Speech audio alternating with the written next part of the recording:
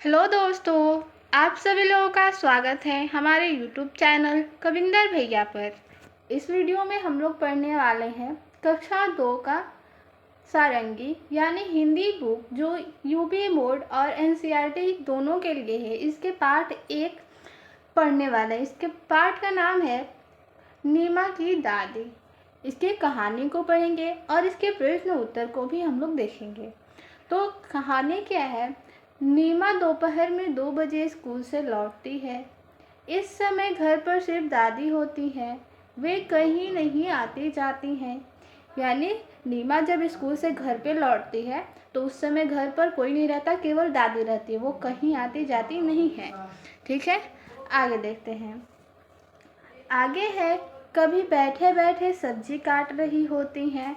उनके घुटनों में दर्द रहता है, इसलिए कभी वे अपने घुटनों में तेल मल रही होती हैं। उन्हें नीमा का बहुत इंतज़ार होता है। यानी जब नीमा स्कूल से घर लौटती है तो केवल दादी होती है घर पर और वो कहीं आती जाती नहीं है। कभी कभी जो घर में बैठकर सब्जी काटती रहती, तो कभी वो अपने घुटनों में तेल मल रही होती हैं। क्योंकि उनके घुटनों में दर्द रहता है, इसलिए वो कहीं आती जाती नहीं है और वो नीमा का इंतज़ार करती रहती है घर पर रहकर। ठीक है, आगे देखिए। आगे है, नीमा रोज़ खाना खाते खाते स्कूल की बातें सुनाती है। दादी भी उससे खूब बातें करती हैं। शाम को नीमा खेलने जाती है। एक दिन नीमा खेलने के लिए जाने लगी तो दादी बोली, नीमा थोड़ी देर बैठ जा। क्यों? नीमा पलटकर बोली, मेरा समय नहीं कटता, दादी बोली। यानी जब वो स्कूल से घर आती तो दादी को खाना खाते खाते सब बात बताती स्कूल की, और दादी भी उसे खूब बातें किया करती थी। और शाम को नीमा खेलने चली जाती थी। एक दिन नीमा जब खेलने जाने लगी तो दादी बोली, नीमा थोड़ी देर रुक जा। तो नीमा बोली, क्यों? तो दादी बोलती हैं, क्योंकि मेरा समय नहीं कटता, क्योंकि वो घर पे अकेली होती हैं। ठीक है, आगे देखते हैं। नीमा रुकी, फिर दौड़ कर दादी की चप्पलें ले आई और बोली, दादी आप भी मेरे साथ खेलने के लिए चलिए। खेलने में समय बहुत जल्दी कटता है। मैं 5 बजे खेलने जाती हूँ, पर 10 मिनट में ही 6 बज जाते हैं। दादी जोर से हंसी। फिर वे दोनों खेलने के लिए खेल के मैदान की ओर चल पड़े। ठीक है, यानी जब दादी बोलती हैं कि रुक जाओ, मेरा समय नहीं कटता, तो नीमा रुकती है और फिर दौड़ कर जाती है, दादी की चप्पल लेकर आती है और कहती है, दादी आप भी मेरे साथ खेलने चलिए। खेलने में क्या होता है, जल्दी समय कट जाता है। नीमा 5 बजे खेलने जाती है और खेलने में इतनी मग्न हो जाती है कि उसे टाइम का पता नहीं चलता और उसे लगता है 10 मिनट में ही 6 बज जाते हैं। इस बात पर दादी जोर से हंसती है और फिर वो खेल के मैदान में चली जाती हैं। तो नीमा की दादी की कहानी इतनी थी। अब इसके प्रश्न उत्तर को देखेंगे। देखिए, यहाँ पे बातचीत के लिए दिया गया है प्रश्न, नीमा की दादी घर पर क्यों रहती है। ऐसे ही सब प्रश्नों के उत्तर को चलिए देखते हैं। पहला प्रश्न था बुक में कि नीमा की दादी घर पर ही क्यों रहती थी। तो हमने कहानी पढ़ा है, हम लोग इसका उत्तर लिख सकते हैं। क्यों रहती थी घर पे? क्योंकि उनके घुटनों में दर्द रहता था। तो इसका उत्तर क्या लिख देंगे? नीमा की दादी के घुटनों में दर्द रहता है, इसलिए वे घर पर ही रहती हैं। प्रश्न 2 है, मैदान में जाकर दादी ने क्या किया होगा। तो आप बताइए, जब उनके घुटनों में दर्द था तो वो तो खेल नहीं सकती, वो जाकर क्या की होंगी।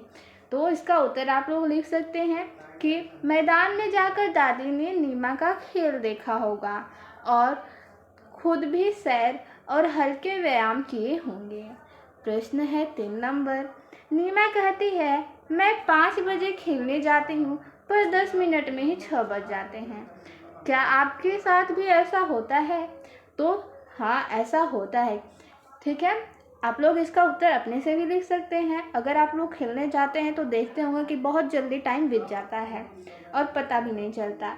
तो इसका उत्तर लिख सकते हैं। खेल में मगन हो जाने के कारण मुझे भी ऐसा लगता है कि 1 घंटे का समय तुरंत बीत गया। आगे प्रश्न देखते हैं 4 नंबर। प्रश्न है, आप स्कूल से घर जाकर अपना समय कैसे बिताते हैं? यानी जब स्कूल से घर लौटते हैं तो आप क्या क्या करते हैं अपना समय बिताने के लिए? ठीक है, तो इसका उत्तर देखते हैं। मैं भी घर जाकर अपनी माँ को स्कूल की सारी बातें बताती हूँ। शाम को खेलने के बाद स्कूल का काम करती हूँ। ठीक है, आगे देखिए, नीचे दिए गए प्रश्नों के उत्तर लिखिए।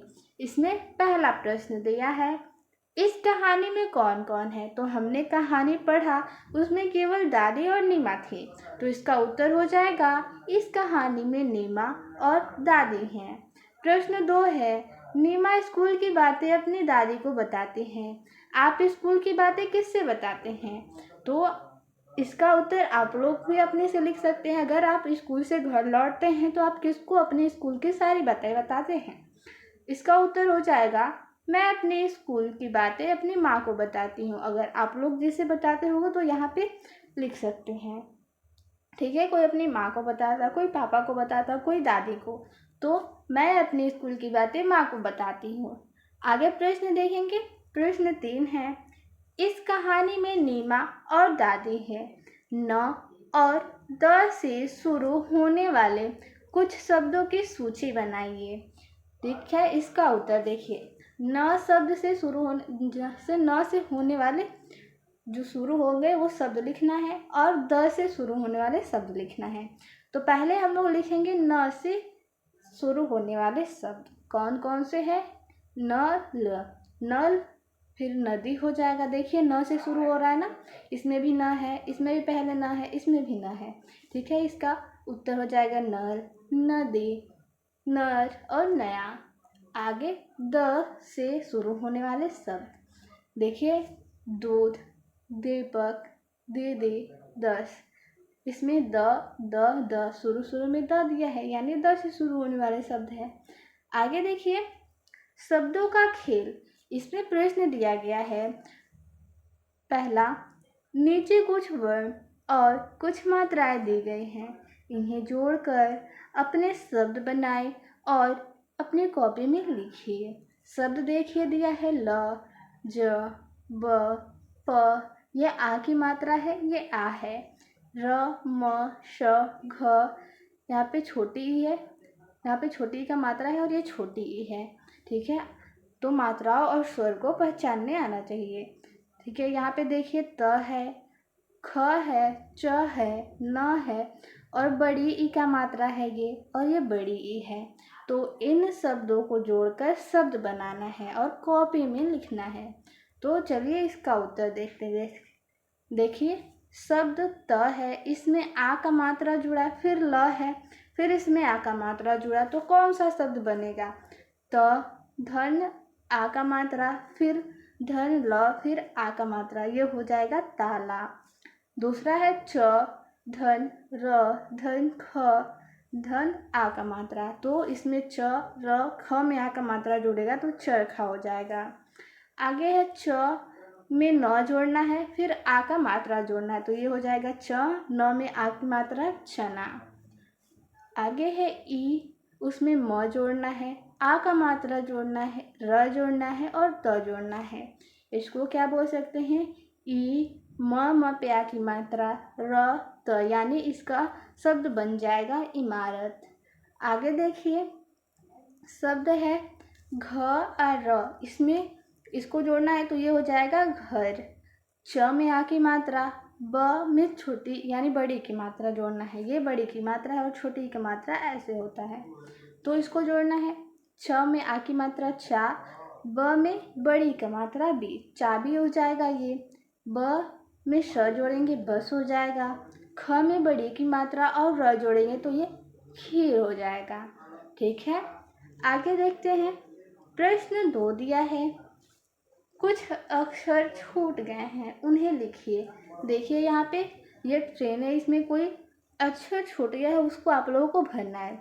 अ दिया है, फिर यहाँ पे खाली भराना है, यहाँ भी भरना है आप लोगों को। यहाँ पे दिया है उ, ए दिया है, तो इसको भरना है। तो इसका उत्तर क्या हो जाएगा, इसमें हम लोग भर देंगे जितने भी स्वर होते हैं उन सबको भरना है।